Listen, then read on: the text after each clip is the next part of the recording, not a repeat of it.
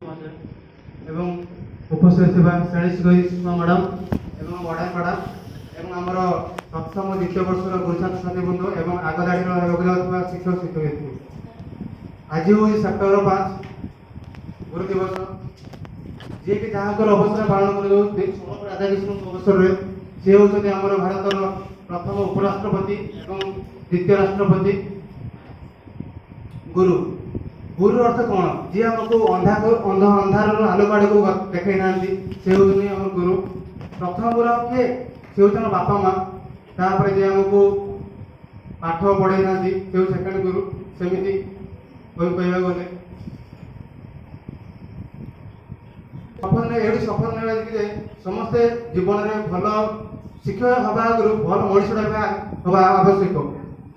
ଭଲ ମଣିଷ ହେଲେ ସମାଜରେ ଆମକୁ ବହୁତ କିଛି ଉନ୍ନତି କରିବା ପାଇଁ ଉନ୍ନତି ଆଗକୁ ନେଇପାରିବା। ଯେମିତି କହିବାକୁ ଗଲେ ସମସ୍ତେ ଏଠୁ ଗଲା ପରେ ଶିକ୍ଷକ ହେବା କି ନାହିଁ ସେଟା କହିପାରିବା କି ନାହିଁ, କିନ୍ତୁ ଆମେ ଭଲ ମଣିଷଟା ହେଇ ସମାଜକୁ ଭଲ ଆଗକୁ ନେଇପାରିବା ଏବଂ ଦେଶର ଭବିଷ୍ୟତକୁ ଉଜ୍ଜଳ କରିପାରିବା। ଏତିକି ବ୍ୟବସ୍ଥାକୁ ଶେଷ କରୁଛି।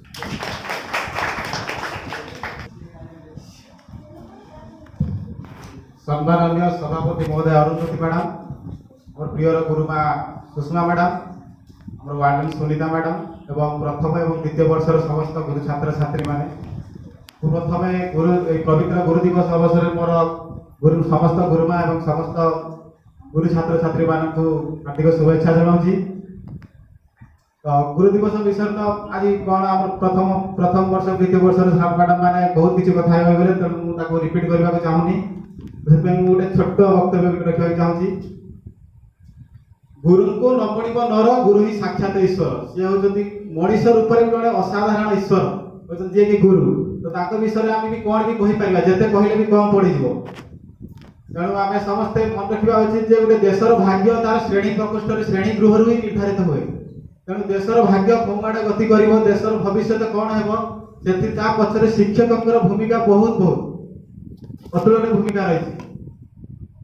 तेणु जीवन में आम बापा माँ दुई जन को छाड़देले आ तृतीय व्यक्ति होती जड़े ही गुरु मात्र जी कि सब चाहती कि मो शिष्य मोठू ऊपर को जाऊ, मोठू जड़े बड़ मनीष हो, यहाँ हूँ निरंतर सत्य। तेणु विषय जिते कहले भी आम कम पड़ सी सर्वदा कर्तव्य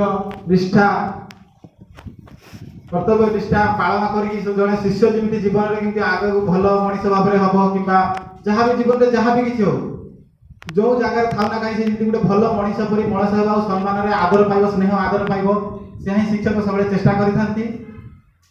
आम देखा जेकोसी महान व्यक्ति को लक्ष्य कर जेकोसी पद पदवी था डाक्तर हो इंजीनियर हो शिक्षक हो जहाँ भी हो प्रत्येक जीवन मूल शिक्षक ही था। शिक्षकों बिना किसी भी कहीं भी आज कहीं भी जड़े मनीष किसी भी जीवनटा मूल्य है। तेणु आम जदि प्रथम आम गुरुजन मान शिक्षक और समस्त गुरुजन मान सम्मान उपयुक्त सम्मान न दे पारिबा कथा को आम केवल शिक्षा नुह केवल शिक्षा क्षेत्र जीवन प्रति क्षेत्र में वृत्ति पर्यटन आम कथा को जहाँ भी किसी शिखी जहाँ भी शिक्षा लाभ कर जीवन सब क्षेत्र कार्य लगेगा। आउ जदि आम गुरु और गुरुजन मान सम्मान न दे पारिबा जीवन में जहाँ भी किसी जिते बड़ लोक हो जिते पाठ पढ़ू से पाठर किसी भी मूल्य ना। तेणु आम आज ही केवल गुरु दिवस नुह जीवन प्रत्येक दिन में गुरु तथा गुरुजन मान सम्मान को उपयुक्त सम्मान दे शिखा जीवन में प्रत्येक दिन आम गुरु दिवस। तो ये मोर छोट वक्तव्य शेष कर।